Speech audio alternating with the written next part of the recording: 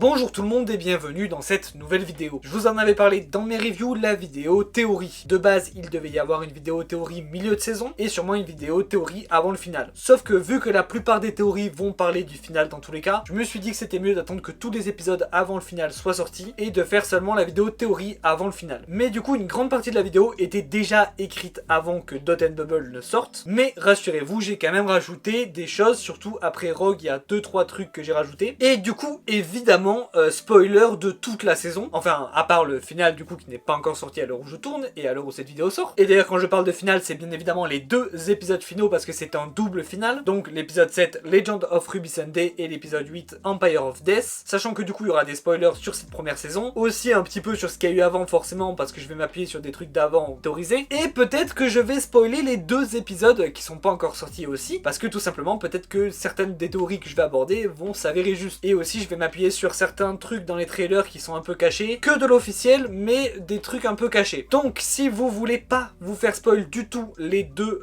épisodes finaux, je vous conseille quand même de quitter cette vidéo peut-être. Voilà, vous êtes prévenus au moins. Ah oui, et les théories sont pas que de moi, il y a plein de trucs que j'ai vu passer sur internet, il y a aussi des bases que j'ai vu passer sur internet, desquelles j'ai élaboré des théories. Donc c'est normal s'il y a des trucs que vous voyez ailleurs, je n'ai pas inventé tout ce que vous allez voir dans cette vidéo, évidemment. Mais il y a quand même certains trucs que j'ai trouvés et dont je suis pas peu fier. Bien, maintenant on va pouvoir commencer parce qu'il y a quand même pas mal de choses à dire.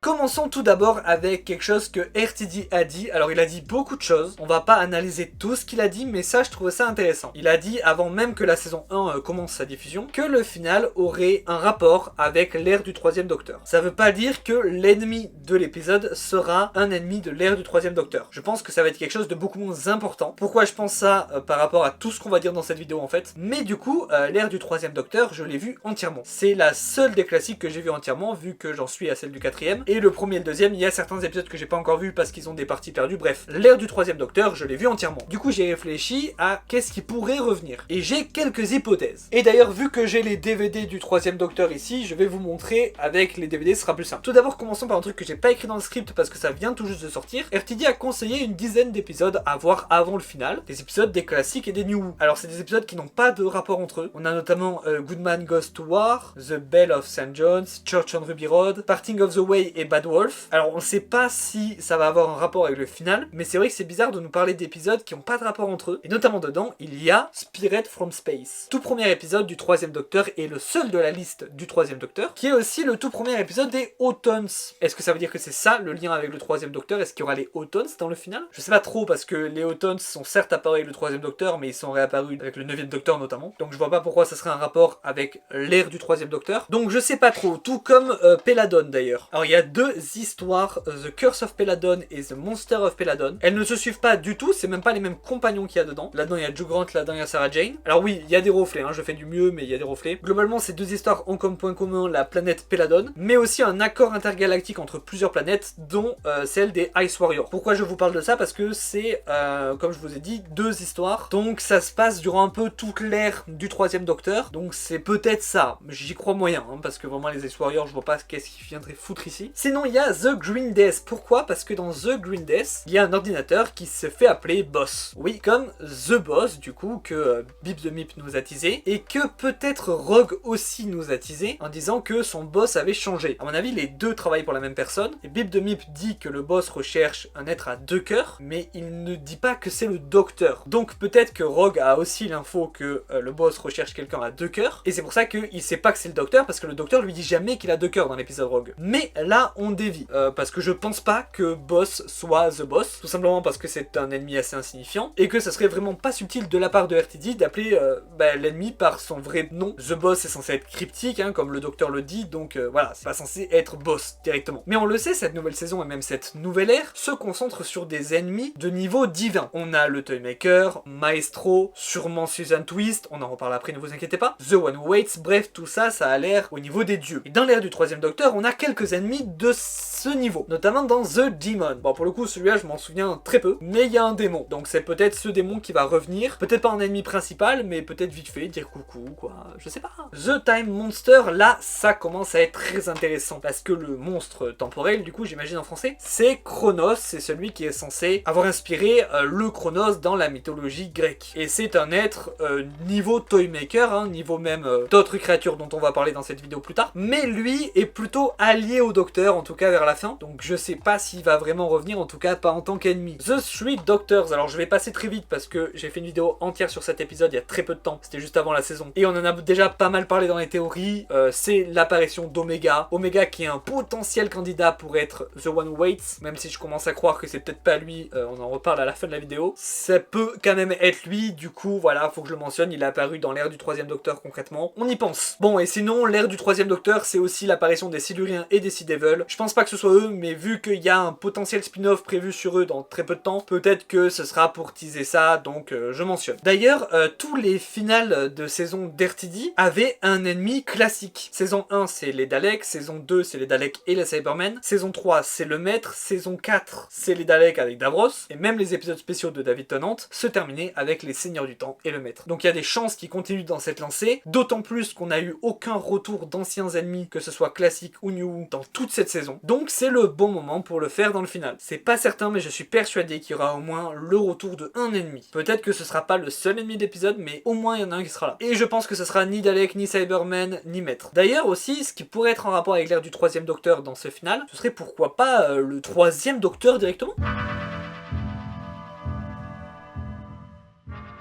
Et oui, on va passer au deuxième sujet, le Memory Tardis. Alors, on l'a vu dans un des derniers trailers de la saison 1, il y a un Memory Tardis dans cette saison, dans le final. On peut voir le Docteur dedans, et peut-être Mel potentiellement, là, dans cet extrait. Et vu qu'on sait qu'elle est dans le final, ça aurait du sens. Alors maintenant, qu'est-ce qu'un Memory Tardis? Parce que j'ai conscience que beaucoup d'entre vous ne savent pas ce que c'est. Je vais vous expliquer pourquoi dans quelques secondes. Un Memory Tardis, c'est un Tardis un peu spécial qui est apparu dans un spin-off de Doctor Who. Tales of the Tardis, c'est un spin-off sorti pour les 60 ans, donc en novembre dernier, mais qui est sorti que sur la BBC, donc c'est pour ça que vous connaissez sans doute pas, vous l'avez sûrement pas vu. C'est un spin-off un peu spécial parce qu'en gros un épisode était en 3 parties. Tout d'abord une scène d'introduction, ensuite un épisode classique tout simplement, et une scène de conclusion. Et en introduction et en conclusion, on avait du coup ce Memory Tardis dans lequel il y avait 2 personnages qui étaient joués par des anciens docteurs ou des anciens compagnons qui se retrouvaient pour se raconter tout simplement l'épisode, pour se souvenir de ce bon moment. Voilà, c'était un truc très cool, mais on pensait pas que ça serait si important pour qu'il y ait un Memory Tardis dans la série. Mais donc ce Memory Tardis ne sera pas là pour n'importe quoi, et ce sera sûrement l'occasion de revoir d'anciens docteurs, voire d'anciens compagnons. Donc potentiellement le troisième docteur, joué par un autre acteur parce que malheureusement Jon Pertwee est décédé il y a des années, ou peut-être en utilisant des images archives, d'autant plus qu'on le sait, je sais pas si c'est encore officiel, mais en tout cas presque, il y aura un nouvel épisode de Tales of the Tardis diffusé entre l'épisode 7 et l'épisode 8, a priori pas sur Disney+,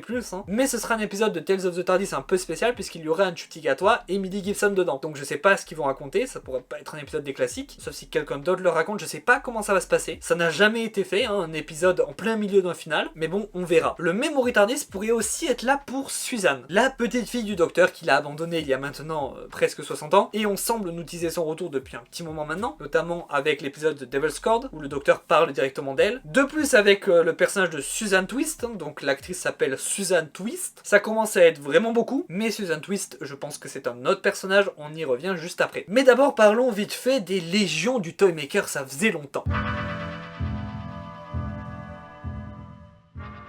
Pour rappel, le Toymaker a dit en étant battu, mes légions arrivent. Et depuis, on a vu Maestro. Maestro est l'enfant du Toymaker. Mais on ne sait pas si Maestro fait vraiment partie des légions du Toymaker. Parce que ça a beau être son enfant, Maestro a pas l'air d'apprécier de fou le Toymaker. Quoi qu'il arrive, on va partir du principe que les légions du Toymaker et les enfants du Toymaker, c'est pareil. Et d'ailleurs, Maestro nous a beaucoup appris sur plein de choses, notamment Harbinger. C'est le petit qui annonce l'arrivée de Maestro au début de l'épisode. D'ailleurs, ça se passe en 1925, tout comme l'arrivée du Toymaker. peut-être que cette année est spéciale pour je ne sais quoi. Globalement, il fait pas bon vivre dans cette année. Mais bon, une fois que Maestro n'est plus là, Harbinger n'est plus censé être là non plus. Sauf que durant la comédie musicale, à la fin, Maestro n'est plus là. Harbinger, lui, par contre, il est là. Donc, soit c'est un membre des Légions du Toymaker à part entière, soit il est là pour annoncer aussi les autres membres des Légions, et dans ce cas, il y a quelqu'un d'autre à ce moment-là des Légions et on ne le sait pas. Soit c'est juste pour annoncer que il peut re-annoncer Maestro, et donc que Maestro peut revenir grâce à lui. Je pense que c'est ça. Mais du coup, parlons de cette scène de comédie musicale finale, et même plus globalement tous les brisages de quatrième mur de cet épisode-là, parce que dans ma review, j'évoquais peut-être l'hypothèse que c'était juste un délire de RTD, et que ça aurait pas d'importance. Mais maintenant, j'en suis sûr et certain, ça a une importance, hein, c'est pas juste un délire. Petit rappel des faits, à la fin, tout le monde danse, ça n'a aucun sens dans la réalité. Il y a Harbinger, comme je vous ai dit, le passage piéton des Beatles est un piano, il y a le moment où le docteur dit qu'il pensait que la musique était extra-diégétique, donc il brise le quatrième mur à ce moment-là, il le rebrise juste avant de danser en faisant un clin d'œil à la caméra, et dans la scène de comédie musicale, il y a même Murray Gold, le compositeur de Doctor Who. Donc là aussi, ça brise un peu le quatrième mur, même si c'est pas sa première apparition. Dans cette scène-là, c'est bizarre. Mais en fait, à part Maestro, ce brisage du quatrième mur n'est pas là dans tout l'épisode. Ce n'est que après avoir vu la fin du monde en 2024, quand ils reviennent en 1963, c'est que à partir de là où il y a les brisages du quatrième mur. Et à ce moment-là, le TARDIS fait un bruit bizarre, que le docteur ne comprend pas. Moi, je pense que ce bruit-là est là pour annoncer qu'il y a quelque chose de bizarre. Peut-être que c'est parce qu'ils viennent de rentrer dans la dimension de Maestro, tout comme le Toymaker avait sa sorte de dimension, et du coup le TARDIS bug, et du coup tout ce que je vous ai listé avant,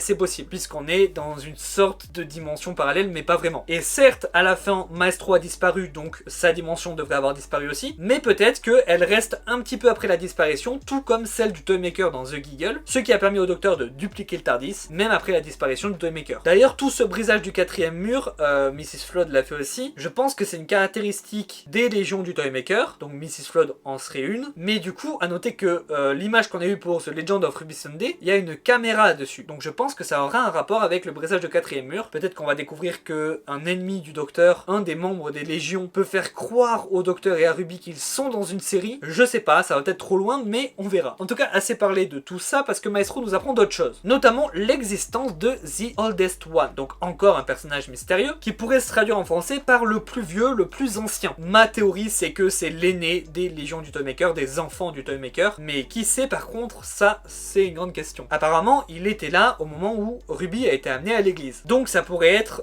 cette personne qu'on pense être la mère, ou ça pourrait être le père biologique de Ruby qui était genre caché dans la forêt pendant ce temps-là, ou le docteur, puisque le docteur en termes de vieux, il se place là, et il était présent à ce moment-là, même si ça n'aurait pas de sens que ce soit lui, mais peut-être. Ou Suzanne, vu que c'est concrètement la plus ancienne compagnon du docteur, peut-être que c'est la mère de Ruby, mais qu'est-ce qu'elle ferait dans les légions du Toymaker, ça je ne sais pas. Ou encore ma théorie préférée, c'est le Père Noël, puisque la chanson de Ruby qui est censée avoir été placée par The Oldest Ones, c'est un chant de Noël, qu'il était là au moment de Noël, à la date de Noël, que le Père Noël pourrait être la personnification de Noël, tout comme le Toymaker est celle des jeux et Maestro celle de la musique, et que le Père Noël en termes de vieux et ancien, pareil, il se place là. Et en plus on l'a déjà vu dans Doctor Who, donc c'est possible en vrai. Après ça peut aussi être quelqu'un d'autre dont on va parler juste après en rapport avec la musique justement, mais pour ça il faut qu'on aborde Ruby Sunday.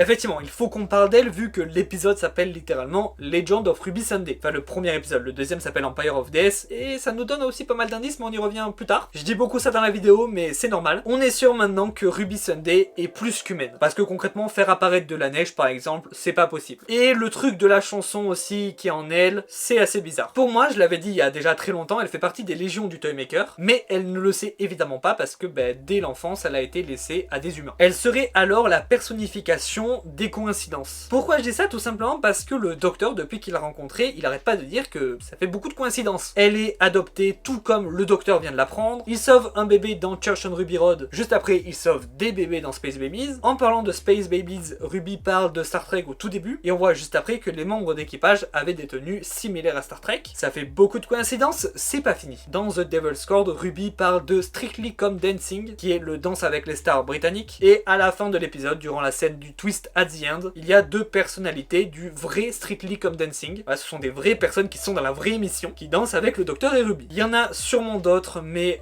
ça fait déjà beaucoup. D'autant plus que je vous avais dit dans ma review 73 Yards que j'avais 2 théories sur l'explication de la boucle. La première théorie est très simple, c'est juste que le sort est fait pour que Ruby répare sa bêtise, et vu qu'elle y arrive, elle est pardonnée entre guillemets, et ça reboucle pour que tout s'annule. La deuxième théorie va avec le fait qu'elle soit la reine des coïncidences. Ma théorie veut que si le docteur avait lu le message, il ne se serait rien passé. Mais vu que c'est Ruby qui l'a lu et que c'est la reine des coïncidences, ça a rendu vrai la superstition. Je sais pas si vous me suivez, mais si on regarde l'épisode, comme de par hasard, le ministre dont nous a parlé le docteur au début de l'épisode, c'est lui Majak. Comme de par hasard, ce que racontent les gens dans le bar se passe réellement des années plus tard. Comme de par hasard, le folklore devient réel. Et comme de par hasard, tout le monde fuit Ruby, alors que Ruby les prévient. Peut-être que Ruby est plus puissante que ce qu'il n'y paraît. D'ailleurs, 73 Yards, ça ressemble beaucoup à un pouvoir d'un personnage. Le fait de changer la timeline comme ça, un personnage qui pourrait peut-être être le parent de Ruby, un personnage qui pourrait être The Oldest One, puisque ça serait le premier des Légions du Toymaker à être rentré dans notre univers. Donc le plus ancien à être rentré, à part le Toymaker bien évidemment. Un personnage qui pourrait faire partie d'un panthéon, de la Discord par exemple. Le Trickster, c'est un personnage de la série spin-off de Doctor Who, Sarah Jane Adventure. Il n'est jamais apparu dans la vraie série, mais il est fait mention de lui dans l'épisode Turn Left, ou peut-être dans une scène coupée de l'épisode. Mais en tout cas, le scarabée de l'épisode a un lien avec le Trickster. Le Trickster est genre le pire ennemi de Sarah Jane, hein, c'est le Dalek de Sarah Jane. Il est là dans beaucoup d'épisodes de Sarah Jane Adventure, c'est un ennemi très puissant, qui marche un petit peu comme le Toymaker et Maestro, dans le sens où il a d'immenses pouvoirs, genre il peut changer la timeline carrément, mais il est limité par les règles de son pouvoir. C'est-à-dire que pour faire ça, il doit passer un pacte avec quelqu'un, donc souvent quelqu'un qui va mourir, et du coup il propose de le sauver en échange de changer la timeline, mais si cette personne rompt le pacte, bah, le Trickster est battu. Tout comme si le Toymaker perd un jeu, ou comme si on trouve la note, enfin l'accord qui fera partir Maestro. Et il fait partie du panthéon de la Discord, qui pourrait être un autre nom pour les Légions du Toymaker, ou peut-être qu'il ne fait pas partie des Légions, mais qu'il est au même rang que le Toymaker et peut-être Maestro, et que les Légions sont juste des membres du panthéon, mais pas tous. Mais surtout, le meilleur argument pour que The Oldest One soit le Trickster, c'est que la chanson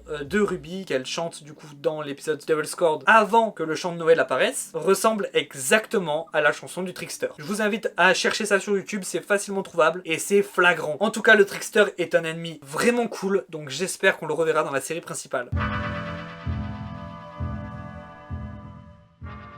Finissons avec la dernière théorie, Susan Twist. On en aura parlé de cette actrice depuis Wild Blue Yonder. Enfin pas vraiment, parce qu'à cette époque-là on savait pas qu'elle allait revenir. Plutôt depuis Church on Ruby Road. Depuis, elle est apparue dans tous les épisodes littéralement, avec des rôles différents à chaque fois. Et il semblerait que dans le prochain épisode, Legend of Ruby Sunday, on ait enfin la réponse. C'est la probable ennemie de l'épisode, voire du final. Donc si le final est bien sur un ancien ennemi, eh bien ce serait elle. Alors moi j'ai une théorie, enfin je suis pas le seul, mais depuis que RTD a dit que la nouvelle ère va se concentrer sur des ennemis type comme des dieux, genre le Toymaker et tout ça, il y a un nom qui revient assez souvent, c'est Sutekh. Un ennemi d'un épisode du 4e Docteur qui s'appelle Pyramid of Mars, qui n'est jamais revenu dans la série principale. Et il se trouve que j'ai vu l'épisode Pyramid of Mars il y a pas longtemps, en fait juste après The Devil's Cord par pur hasard, et je me suis rendu compte que c'est fou comme c'est probable qu'il revienne très vite. Déjà, petite anecdote, vous savez, dans The Devil's Cord, le Docteur amène Ruby dans le futur pour montrer que le monde est détruit si ils empêchent pas la destruction du monde dans le passé.